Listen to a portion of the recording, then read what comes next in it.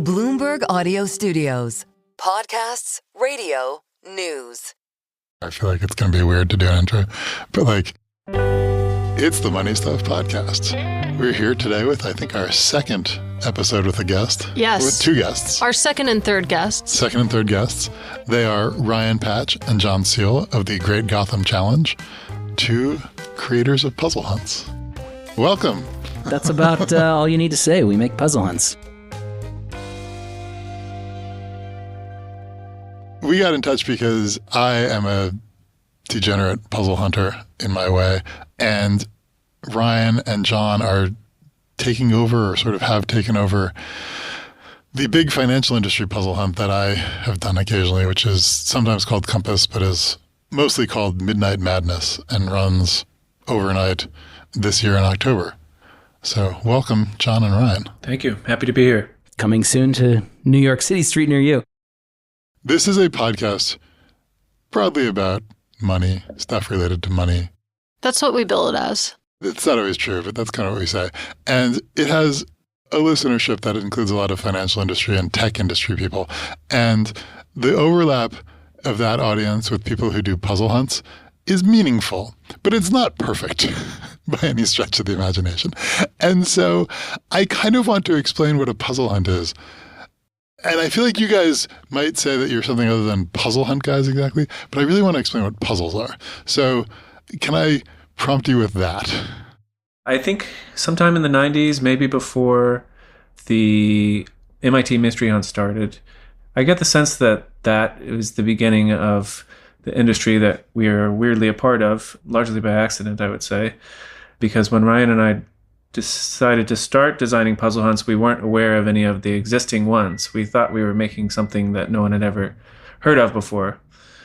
A puzzle hunt, in definition, doesn't have to be location-based, but in our case and in many cases, it's a location-based hunt in which people travel from place to place, solve a complex puzzle, and by puzzle I don't mean jigsaw puzzle, but they receive a series of clues and pieces of information that have to be combined in some way and thought of laterally in order to yield a solution, and that solution will often take them to a new place, and they'll kind of repeat that process. Maybe people are familiar with The Amazing Race.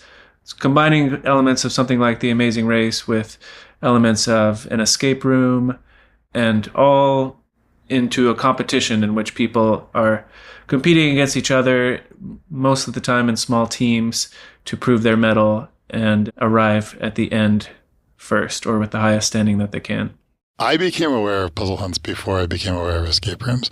And I don't know if that's the actual chronology in the world where people invented. Not my experience. Yeah. Well, puzzle hunts are pretty niche, but did escape rooms came after puzzle hunts. Yeah, that's what I thought. They sort of grew out of the puzzle hunt idea, and you could put an escape room in a place and sell it to people every day rather than do it once a year. And the escape rooms are definitely a little more consumer-oriented, whereas a puzzle hunt, you have to be a certain glutton for punishment or at least intellectual stimuli. Escape rooms are great because at the end of 60 minutes, you're done. Whereas a puzzle hunt, if you fail, you're floundering in the middle of some urban landscape trying to figure out where to go next. At 3 a.m. often. But what I would say is that I think escape rooms and puzzle hunts share an origin story, I would guess, which is that it's people saying, what if we could be in a video game in real life? So it's kind of taking this idea of a quest and something to be solved and creating a real life experience around that. Right. Yeah. What differentiates a puzzle hunt from a scavenger hunt, or is that just a meaningless distinction? Is it the puzzles? Absolutely. You get clues and you have to think critically in scavenger hunts. There's definitely a blurry line between the two, but I think that the puzzle hunts are often, once you arrive at a location, you're not just there to find something, you're there to solve a complex situation. And there's pen and paper puzzle hunts where you just go to a location and you're given a few pieces of paper, and they're all kind of these very crosswordy or language-based or math-based puzzles that you wind up solving, and then they result to a keyword or often the next location that you're going to. And then you go to the next location, you get handed another set of papers. So there's always some very specific activity. Now, we came kind of this from more the immersion angle. We kind of asked ourselves the question, what would it look like if people felt like they were in a movie? And then we started creating these quests, and then we realized, well, to kind of unlock the door that kind of lets you into the next thing, there needs to be a puzzle. And so we kind of came at it from a little more of an angle saying, well, we need to have a key for that door. We need to have a password for that door, and started slowly integrating puzzles. So we kind of backed into the puzzle hunt community from more of like an immersive angle, whereas the puzzle hunt community has then kind of been pulled a little more into the immersive community through escape rooms, through immersive theater. And then you have, the scavenger hunt community, which is kind of geocaching adjacent and just making hunts for your 10-year-old kids adjacent. And scavenger hunt, the worst version of a scavenger hunt is like, take pictures of 5 out-of-state license plates, or like, get a photo of a person with a beard, and is kind of our guiding light that we move away from. We draw a distinction in our world between puzzles and tasks. And a puzzle it requires some sort of lateral thinking, and a task is just an action that you complete. So I think a lot of scavenger hunts are task-based versus a puzzle requires you to use your brain in a different way. Do you have like a classic puzzle or like a form of puzzle or a way to describe more concretely what the puzzles and puzzle hunts are? Because like to me, and I don't think done your challenges, although I think I did at Midnight Mad or Compass that might have been partly your doing. And I have a sense, like an inarticulate sense of what puzzle hunt puzzles feel like. I've done, 4 or 5 puzzle hunts and an escape room or 2. But like, how do you think about puzzles and like, what is a puzzle and like, what kinds of things are puzzles? Could you give a puzzle that we could talk about on a podcast? Sure. I think every puzzle hunt has its own tradition of how it defines a puzzle. And Ryan and I are the first people to be in charge of the Midnight Madness tradition, kind of coming from the outside, not having played and not being from the finance industry. So we had to do our homework and spend a lot of time learning what's a puzzle by the definition of Midnight Madness. And one thing that we identified is each one should involve a logical leap. So there's typically a mental connection that you make between 2 different types of information. So an example of a puzzle that I think is a good illustration of this from an event that we did a few years ago was designed by our friend Josh Stabiner. And it's a puzzle in which you receive a rap sheet that looks like a police description of several perpetrators of criminals, and each one has a description and then a picture of what looks like a fingerprint for each one.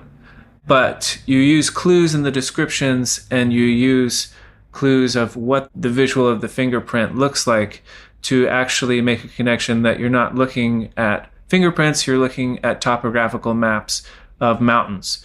And each one you discover as you kind of read through the text and look for words that might seem out of place and kind of evidence that the descriptions are not quite fitting well to like how a policeman might describe a criminal, to recognize that each of the 7 is representing the 7 highest peaks on each continent. And so then you use that information to go back to the first descriptions, and in there you work with the information you have to yield a final solution, which is a key word. But in order to do that, you have to be able to make this mental leap and recognize that one thing is actually representing another. How do you make them difficult without being infuriating? Because this is something different, but Bloomberg has a weekly quiz, Quiz Go. Matt, you've played it. I have. You've written it, right? I used to be the curator of the quiz, and one of the metrics on which I judged myself was by how many people who started the quiz completed the quiz. And there was like this fine balance I had to find between making it challenging but not making it annoying. So how do you find that balance when you're putting together puzzles and make sure that people basically don't rage quit? Yes, you're our sister in pain, I see. I think that's the number one skill of a good puzzle creator. I think that right there is the magic sauce, is figuring out something that's just hard enough that makes people really feel like they've gone on a journey and they were just about to quit, but then they had that spark of inspiration that turned it all around for them, and then everything fell into place. And then looking back on it, it's like, oh, of course that was the answer. It could never have not been the answer. And bringing people on that journey and allowing them to go on that journey themselves. And then by the end of it, having that, I heard it recently described as, I think, secondhand fun or second degree fun, where it's like it's sucked in the moment, but when you look back on it, it's a pleasurable thing. And so creating that moment, it's very difficult, and we've struggled with it. And, we created the Great Gotham Challenge. I created the first one by myself. John was a participant. This is how we started working together. And no one finished it. Everyone rage quit. It was in 2009.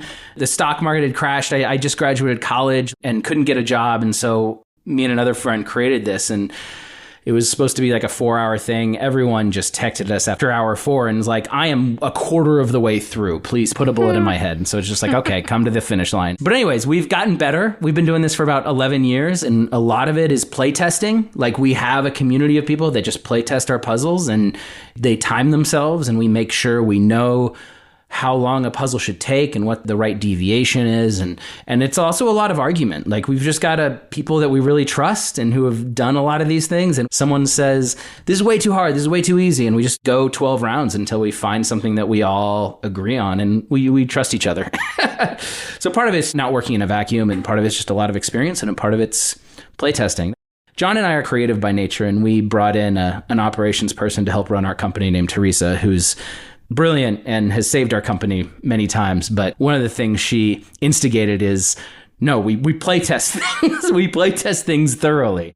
I feel like another part of the answer to Katie's question is when I've done puzzle hunts, there's some sort of like hint mechanism where you can like, without fully giving up, you can give up a little and get some sort of help. Like, can you talk about how you think about that?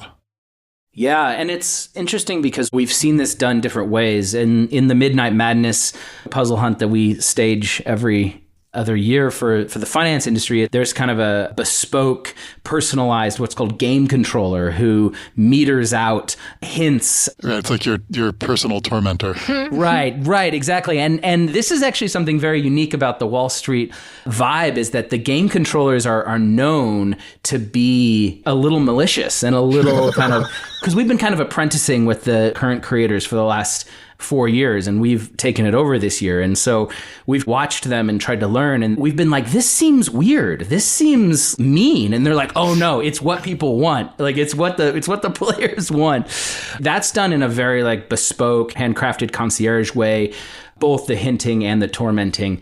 Whereas like on our Great Gotham Challenge branded puzzle hunts that we do, there's kind of a unified pre-canned hint system that, when you feel like you're at a dead end, you can take a hint, and there's a certain time penalty. And we've introduced a fun gamified mechanic where the longer you're on a puzzle, the less penalty time you get. And so yeah, there absolutely needs to be a hint system, and that's absolutely a way that you keep people within the same universe. If there was no hint system, then you'd see deviations of 200% on times.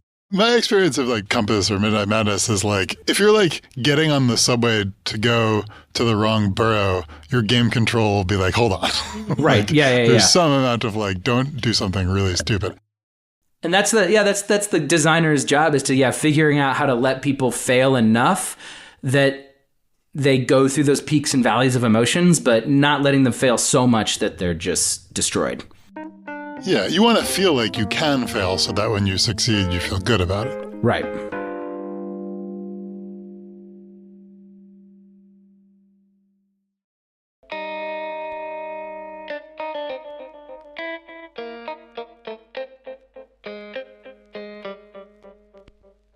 Can we talk about Midnight Madness?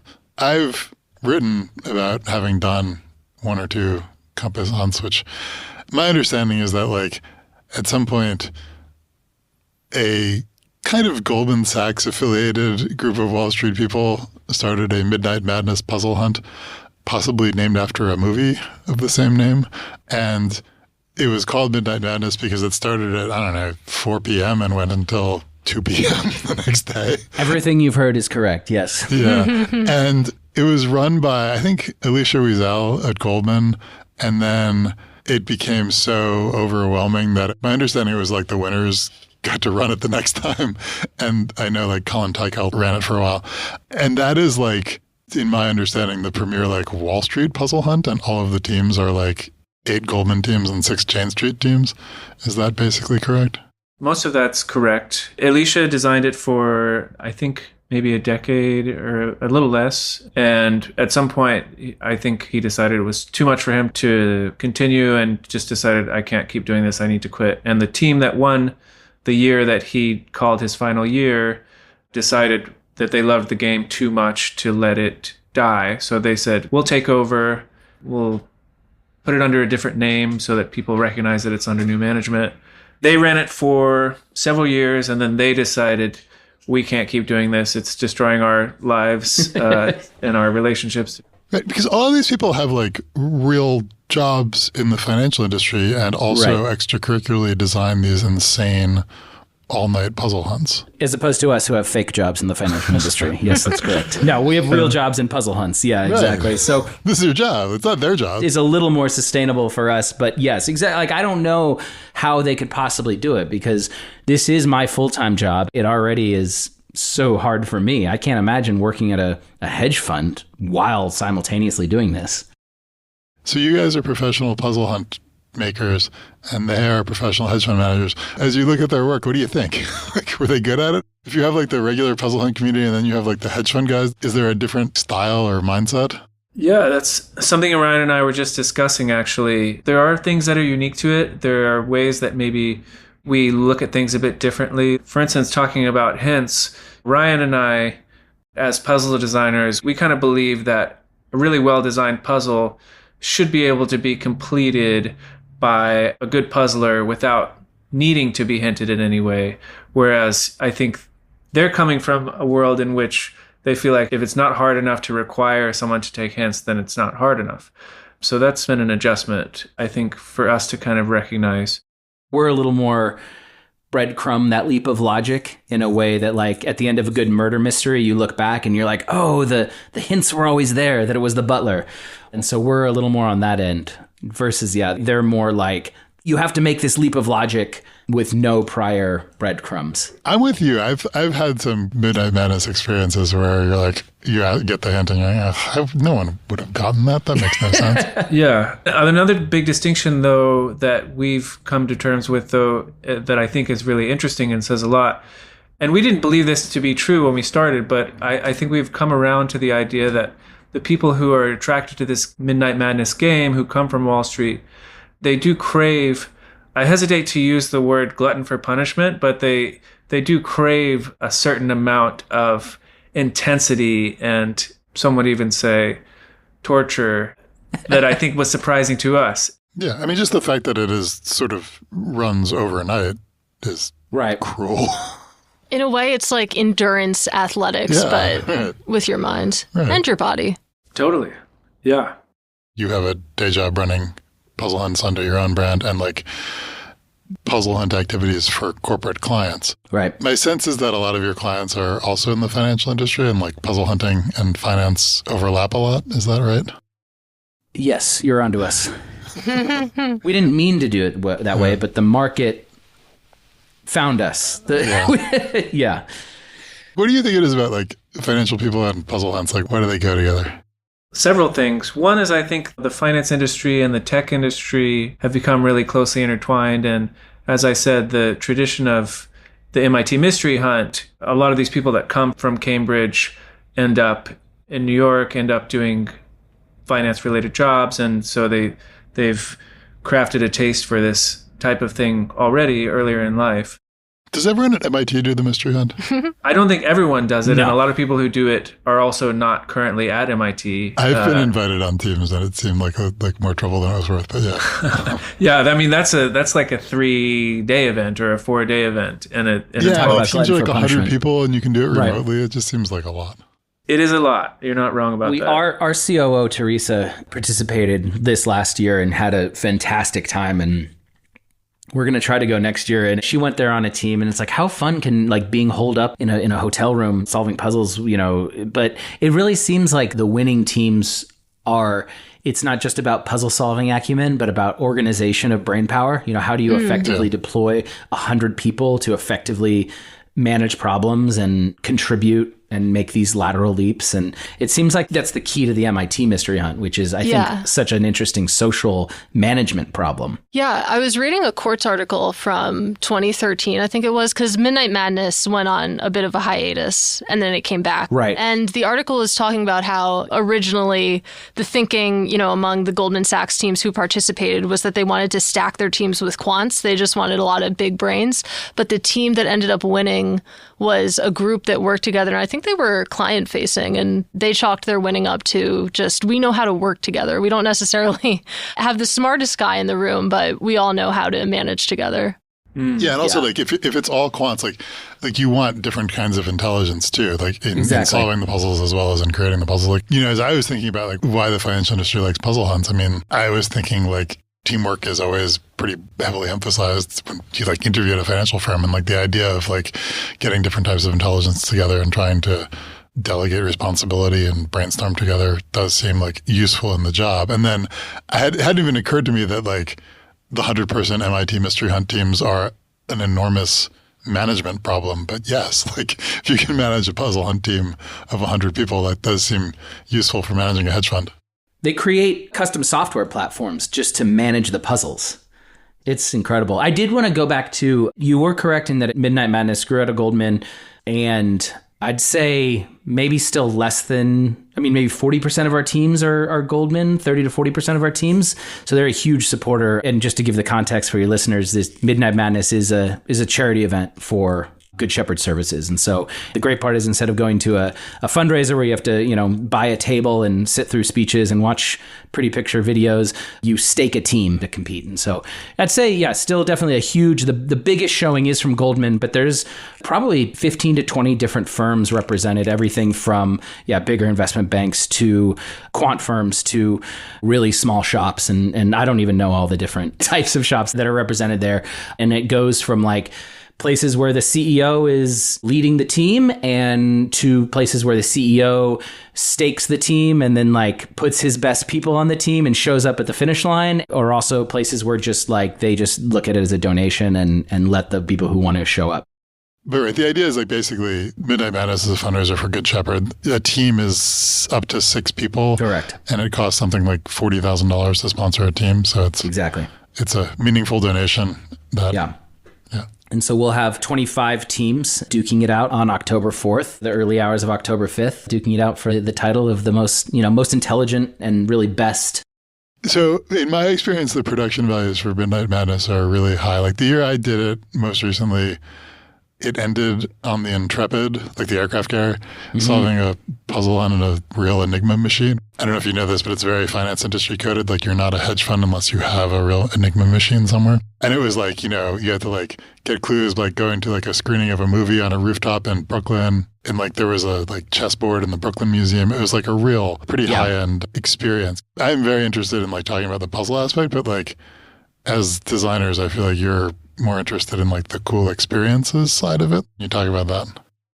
Yeah, that was really intimidating. And it's interesting, when Ryan and I started designing games like this when we were in college just for our friends and scraping together a couple of bucks from our own pocket and trying to dream as big as we could. And only many years later, we came across an article about the tradition of Midnight Madness and learned that there was a puzzle that year where teams had controls that were actively controlling the lights on the Empire State Building and changing the colors to solve a puzzle. And we were absolutely floored by the kind of production value available to these game designers, and thought wow, if we could just do something like that one day, that would be the biggest dream that we could dream for ourselves. And so a lot of the fee that people contribute to stake a team does go towards the production of a very fantastic and epic game, and that's part of the appeal. It is interesting for us to try to design for the man or woman who has everything, quote unquote. And if you're super wealthy and you have all these kind of opportunities and experiences available to you on a regular basis, what is impressive? What can make an impression on that type of person? And I think that's part of where this tradition has come from of like, wow, it has to be bombastic, and having access to landmark locations in New York City that you wouldn't normally have is a big part of it. The scale has changed a bit. I think when Alicia was designing it, maybe a much bigger portion of the fee went towards the production value of the game, and we're allocating a different kind of percentage to the charity versus the... More to the charity, to be clear. Yeah. No, we don't know. Do you have a list of like, here are some cool locations, let's see if we can get them, and then like often get told no? Or like, Absolutely. if you want to like get the Intrepid, like how easy is that? And when you call and you say, hi, we run a puzzle hunt with a lot of Goldman people, like does that work? Or people are like, what are you talking about? It's everything. We didn't get the Intrepid. I think that was the year before we started working with them. So I can't speak to specifically renting the Intrepid, but it's at always, midnight. at midnight, or into 2 a.m. Some things are, wow, we're never going to get that. And then people will come back to us and like, yeah, how about $2,500? And you're like, great, let's do it. What's the most surprising location or the thing you've gotten access to? Last game, we did a puzzle in FAO Schwartz where teams had to play the big piano with their feet to solve a puzzle. That was a really fun one for someone who grew up watching the movie Big with Tom Hanks. We could also ask the inverse of that question. I mean, where have you been turned down from that you really wanted to happen? Well, every year there's a theme. In 2023, it was the Lost Cosmonauts, which is a riff on a conspiracy theory that there's cosmonauts that were launched into space that we'd never heard about. And kind of the seed of the idea is that somehow they're still alive and we have to bring them home. And so we were going to do a cosmonaut training course, like in a swimming pool in New York City. And so I was trying to get one of those huge inflatable like water obstacle courses. We're going to like order this $10,000 inflatable obstacle course from China and then like set it up in an Olympic sized pool in New York City. And it just did not fly. And, we had a poor Good Shepherd staffer who was in charge of trying to find me my swimming pool. And she was just like, Ryan, I don't think anyone's going to let us inflate this giant obstacle course in the pool. I've always wanted to do a puzzle in the Natural History Museum, like with the big whale and Night at the Museum style. Yeah, exactly. You have to become like an official partner of the museum, and it's like an annual membership that costs $30,000, and then there's all these other hoops you have to jump through. And you can get a Bloomberg terminal with that. Jeez. Some of the best locations we've had are like the rooftop of the Port Authority bus terminal. On the north end of the Port Authority bus terminal, there's an uncovered parking deck that anyone can access, and you can look down 41st Street all the way to the library, through Times Square, through Bryant Park. And at night, it's one of the most incredible places in New York City.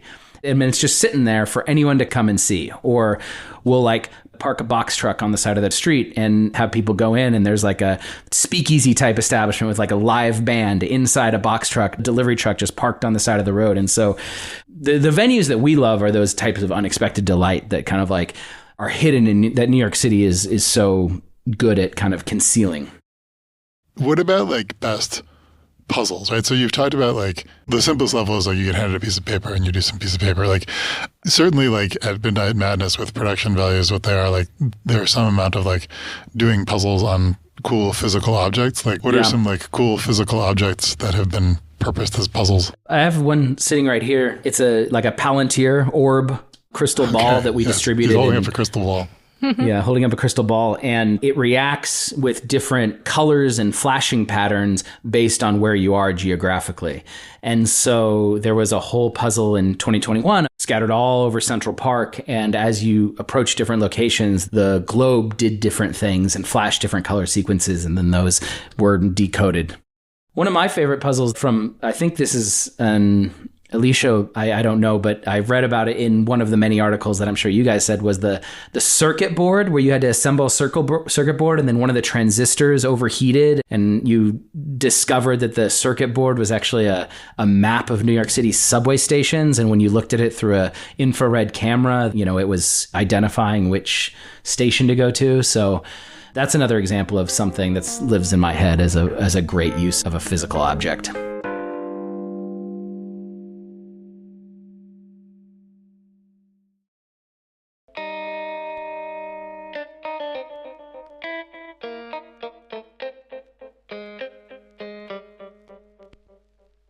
Just to go back to Midnight Madness really quickly. I mean, so you have these 3 to 4 to 5 hour puzzles, I believe you said. Midnight Madness seems like a different beast entirely in that, it runs overnight. Yeah, like what is your time expectation for this year's Midnight Madness? Like when does it start and when do you expect the last team to finish? Yeah, about 12 to 14 hours, depending on how fast teams are. The idea is to start at early afternoon, 1 or 2, and then it ends sometime shortly after midnight, hopefully not too much longer than that. So it's in early October. When do you start planning for it? Typically about a year in advance. So it's about a year in the making. Do you design games for like a lot of big Wall Street firms? Can you like say your repeat clients or something? Yes, we have a lot of Wall Street clients. That's our biggest audience and our biggest client base. We have like And so just to be clear, NDAs. this is like in your business, you do like relatively short, like 1-day events for like team building events for companies who hire you to design games, right? Yeah. 3 to 4 hours long based on how much we think that they can take or how much we know that they can take. As we have repeat clients, we start to understand the culture of the company and what they're looking for and what they can handle. And yeah, there's been some... Who can handle the most? Well, there's a difference between who can handle the most and who wants to give off the vibe like they can handle the most, right? Answer both. We have NDA. All of these companies are so secretive. We'll bleep them out. It's really hard. Fortunately, Bridgewater has been very generous that they allow us to talk, to say that we have done many hunts for them. And they actually came to us only recently in 2021 after they did Midnight Madness, formerly known as Compass, with us. And we've worked with them multiple times a year for different teams. And they're awesome to work with. I do want to know where Bridgewater falls on the can handle things and want to give the impression, but it seems rude to make you answer. They're great. Don't make us pick between our children. We love all of our puzzle children equally. And the only thing I'll say is specifically the team we work for does love the puzzly puzzles. There's definitely a gradient of people that love the experience, they love the locations, and the feedback we get from Bridgewater, at least the point of contact and our who helps us plan their events, is that they want the puzzles, they want the goods. Yeah, they want the brutality. They like it to be difficult. And it's been really interesting for us as, again, outsiders. Like we both went to art school, figuring out what's the difference between like a quant hedge fund and a Bridgewater and a Goldman and where they all function in this world. It's been quite the education. They each have a different culture that manifests differently in our games. And often the culture is kind of inspired by the founder. Like some of them are work hard, play hard, and they like to party hard. And that's a culture that emanates from the founder. And some of them are more like about work-life balance and generosity. And they each kind of have a very distinct culture that we can recognize just in our limited touch points through our games. And also, when a lot of our client base was more tech, like Google and Meta and tech firms, we joke about like making our own private investments based on how well we see people doing in our games. Because we definitely recognize that companies that are doing well for us were also doing well in the market. And then when those same companies 3 years later stopped doing well, it meant something. Stop doing well on the puzzles. The puzzles were like a leading indicator of the stock, or Exactly, yeah. has a hedge fund ever been like, you're good at puzzles, come work for us? Not in-house, but we know some hedge funds that do have in-house puzzle creators and have hired our friends as in-house puzzle creators. So it exists. It's a thing. Yeah, I've seen some of that, right? Because like clearly like there is a big like recruiting dynamic of a lot of these firms like to hire people who are good at puzzles. They like to pose puzzles to them as part of the recruiting process. They like to attract people who like puzzles. So it does seem like an overlap. In the puzzle creator community, like is there like a trend where a lot of people have a certain degree or a certain background? Certainly, yeah. Stats, math, business, definitely. But then there's also people who do a lot of more linguistic puzzles. There's like a whole kind of like the crossword, that whole world is a little more linguistic and they have a different background. When I've done puzzle hunts, there's always a like cryptic crossword cluing type puzzle, and I'm always the guy who solves those. Like that's my one contribution to the team. Right.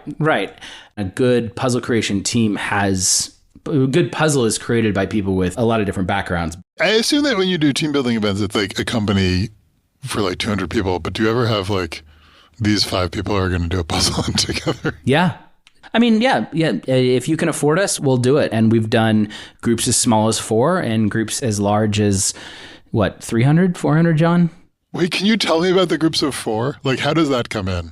Either someone's birthday, it's a birthday party usually. You know, it's like someone who really likes puzzles. Someone who really likes puzzles, and either they can afford our services because we just like run a past event for them, or they have a ton of money and we do something completely tailored to them that's like all about their life and all about their 50 years and all about their kids. And those are really fun too.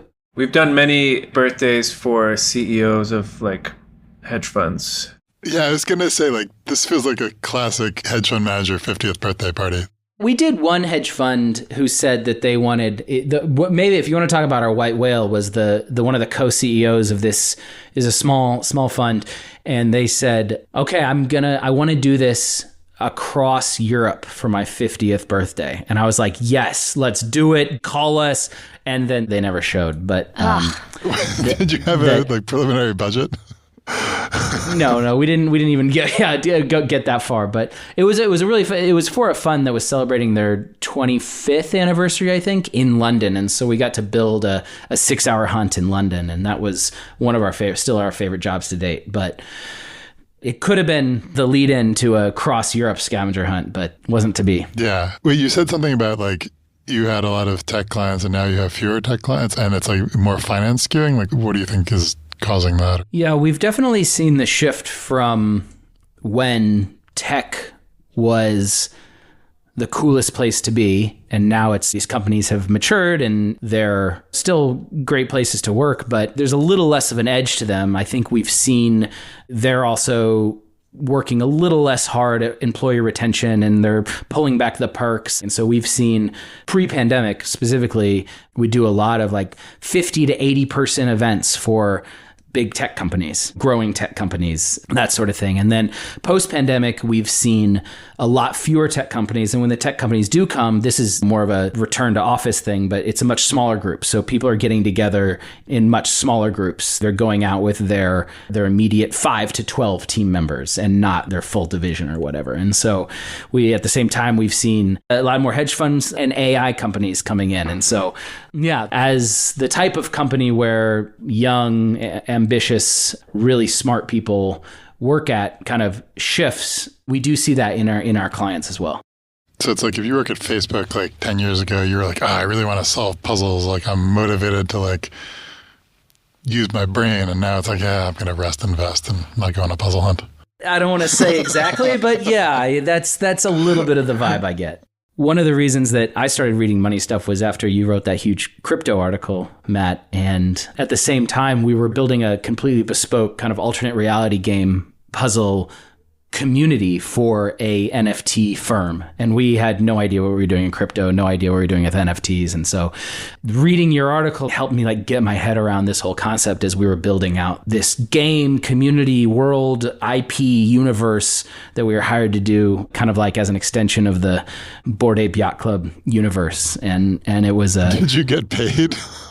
We did get paid. Yeah, we got paid. It was an incredible experience, and we got to create characters and create stories. And sometimes our events are a little more puzzly oriented, and this was the most built out we've ever like created a whole world. Like we created locations and characters and plot points and betrayals, and stashed puzzles in lockers at the LAX airport and in bars in London, and slipped burner phones. And it was a really fun event. Now, the project as a whole didn't survive more than a few years, but we kind of were in this at one of the crypto bull markets. And that's a real moment in time. I know we've talked about hedge funds and tech firms. Like we didn't even talk about like what does the chart of like your crypto exposure look like? Yeah, this was all crypto firms, and then never heard from them again. That's pretty much it. Yeah, we haven't done any of our private kind of team building events for crypto firms. This was a kind of like a public facing event for the crypto community. And it was led by a guy who wanted to create this series of IP around some of the bored apes, or to be more specific, the mutant apes, which is a whole subgenre of apes. And I think we'll end it there. Yeah, exactly. John and Ryan, thank you so much for coming on. This was fun. Thank you for having us. It's great to be here. Hope to see you on the streets. Thank you, guys. Yeah, thanks. Honored to be your second you and third both. guests. Yeah. Wow, what a distinction.